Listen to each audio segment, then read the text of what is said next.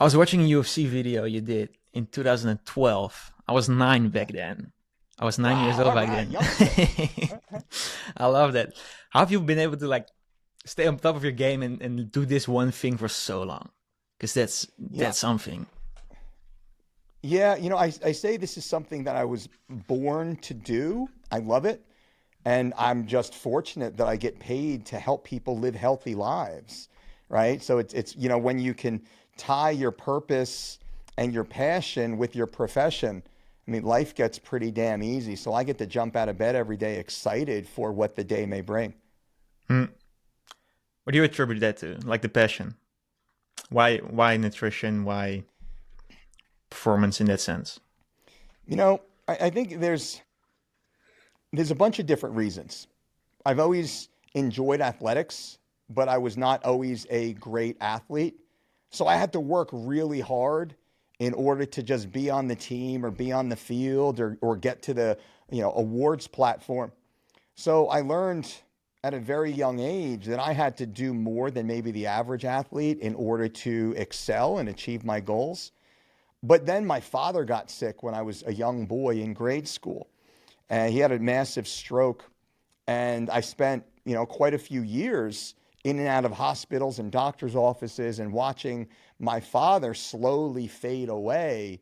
And that was very formative to me as a boy, but I wasn't quite aware of it until I moved further into my career. And in 2011, I wrote my second book called Living Lean. And the first book was 3 weeks to shred it. It was focused more on weight cuts for UFC athletes. And then we wrote Living Lean. And during the Living Lean process, I really uncovered my own story that I hadn't even been aware of. That in many ways, I've always been focused on health more so than in athletics. And that's likely because I watched my own father's health deteriorate, but then the impact it had on my family, on my mother, who then became a single mom with no job, trying to, raise, four kids, and, the effect on me and my siblings. So I think as I got older, I really became focused on overall family health and trying to help my family, Hmm. you know, reclaim what we had lost, and help my father, metaphorically reclaim the health that, he, ultimately succumbed to, early death. Let's see. You were already of age when you started MMA, right? 23 years old. I read Yeah, somewhere. I started wrestling, right? I wrestled at 13 years old. I was a 4-year varsity wrestler in high school here. So 13, through 18. And I was pretty good. I wasn't great. I wasn't the best in the nation, nor even the best in the state, but I was at a very high level at that point. And I was the team captain all 4 years, which is a little rare for a 13-year-old to be a varsity captain. But I had some unknown leadership skills that my teammates gravitated towards and my coaches saw in me also. And then from there, I continued. I started training jujitsu. I started boxing. I was powerlifting. So I was always competing in weight class oriented sports, but I didn't have my first MMA fight until I was, I believe, 26 years old. So I had boxing and some kickboxing, but never organized MMA because it was still relatively new. I mean, I'm 48 years old, so I'm more than double your age, right? How old are you? 21. 21. Yes. I mean, I'm so 5 more years before I even had my first MMA fight. I was Right. born in 76. So yeah, like 96, I was 20. So the early 2000s was, I think 2003 was my first MMA fight. Yeah, I was born in 2003. It's amazing. Yeah, how about that, right? I was, Yeah, a right. grown ass man. I was already married by that point. I love it. How do you look back on that the whole MMA endeavor? I was blessed to be a part of MMA in what we know now as the golden years of MMA. Right. So I was hired in 2004 by Randy Couture, as the head strength coach of Team Quest. Now, I'm not sure if you know who Randy is anymore, but Randy Couture was the most prolific fighter in the history of the UFC. He was the first ever two-time divisional world champion as a light heavyweight and a heavyweight. He was an Olympic wrestler earlier in his career. He was a collegiate wrestler before that. And Randy was considered to be the pound for pound toughest man on the planet. Now, he hired me as the head strength coach of his team, Team Quest, in Portland, Oregon, which is why I moved from New Jersey in '04 to the west coast of Oregon. But also his teammates were Dan Henderson. At that time, Dan Henderson was the reigning champion over in Pride, which was the number one organization in Japan, all of Asia. Matt Linlin was the pound for pound 185 pound, middleweight, toughest guy in the world.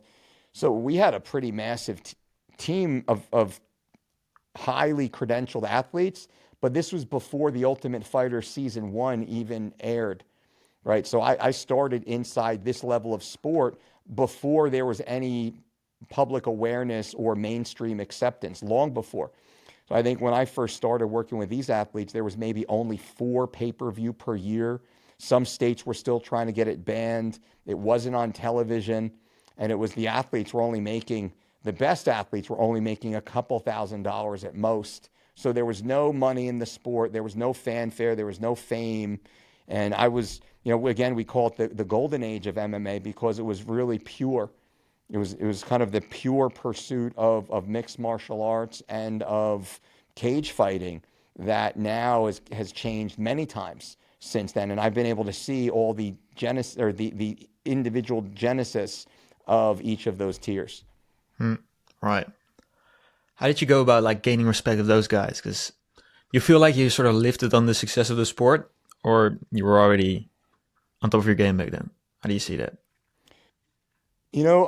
Respect is earned, especially in the fight Right. game, Sure. right? We know real quick if someone's the real deal or if they're not. And I was fortunate that I knew what I'm doing. And every athlete I worked with excelled. And I worked with the greatest athletes in the world, and I was able to make each one of them considerably better. Now, it also helped that I also trained so they could see. Now, I wasn't as good as them nor as talented as them, and I never went nearly as far as they did. But I was in the room at 3 o'clock Monday through Friday at pro practice training with all of them. And I would be able to push them and endure all the rigorous training of a professional fighter while still being a full-time coach. And that gains people's respect, where I understood what it's like. I've 4 broken noses. My nose has been broken 4 times, broken ribs, broken hands.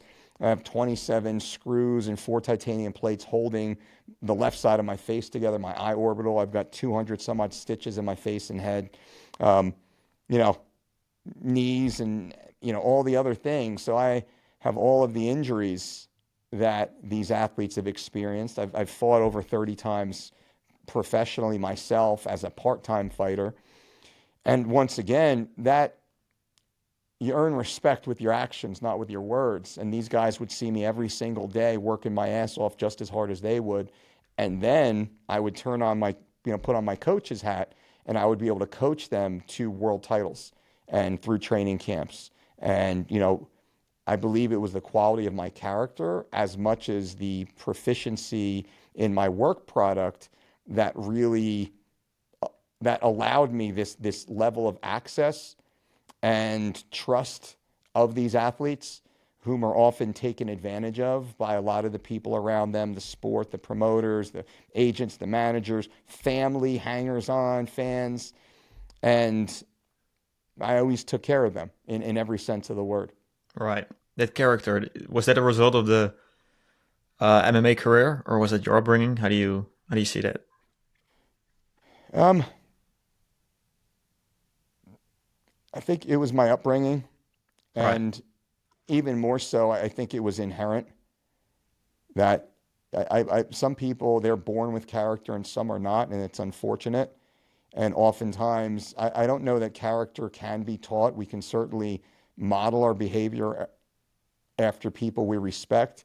But if you say you get two twins and they grow up in a house with an alcoholic, oftentimes one becomes an alcoholic, one never drinks.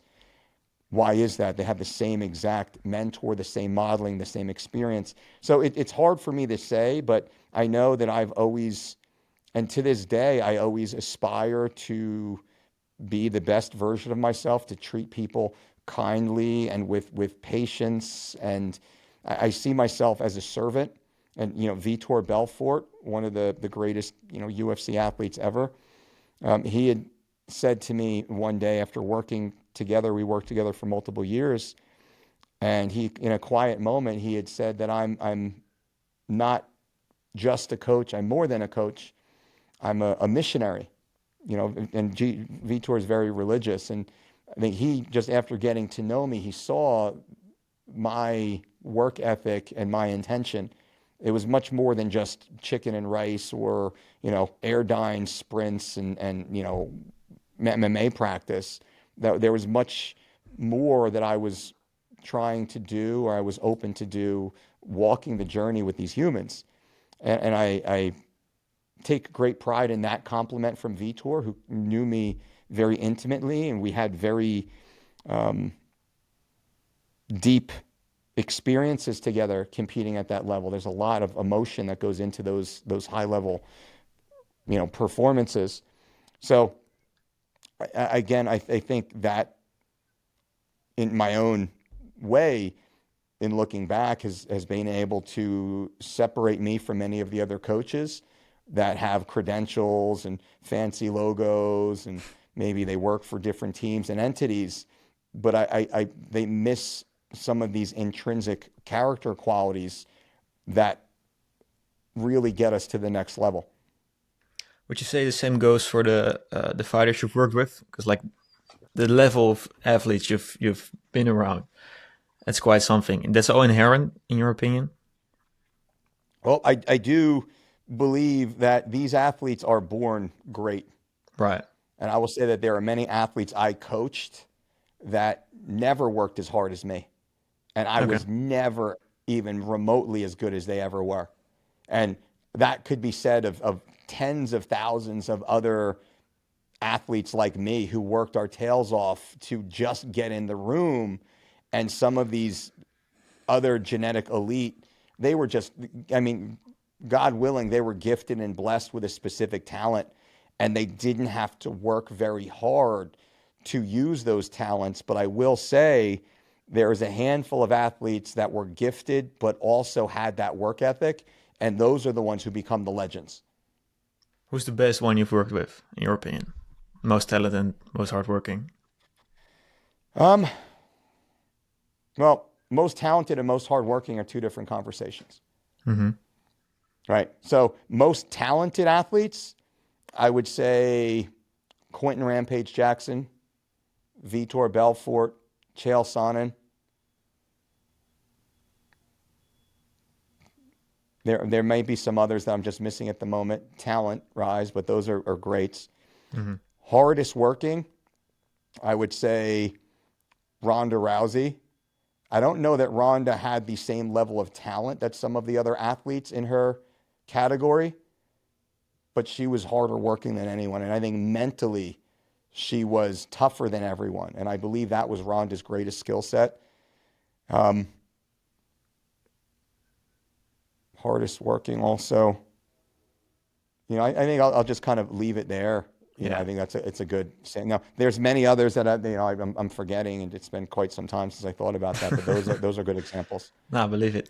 Can you touch on that? 'Cause I'm deeply intrigued by that. Like the intensity of Ronda. Like, Rhonda, she was, I mean, 100% focused. right. Rhonda, and I made a comment to her one day. I said, and I was watching her just get ready for training, and I said, Rhonda, you make tying your shoelaces look violent somehow. Now, everything she did was with this level of intensity.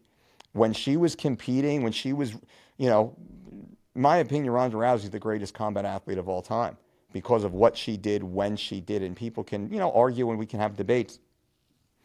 Without Ronda Rousey, there is no women's MMA. Right. Women are not considered nearly as good as they are today if it weren't for Ronda Rousey, right? So she carried that on her back, not just her own athletic career preparing for individual fights, but Ronda carried that also for the entire sport of women's MMA.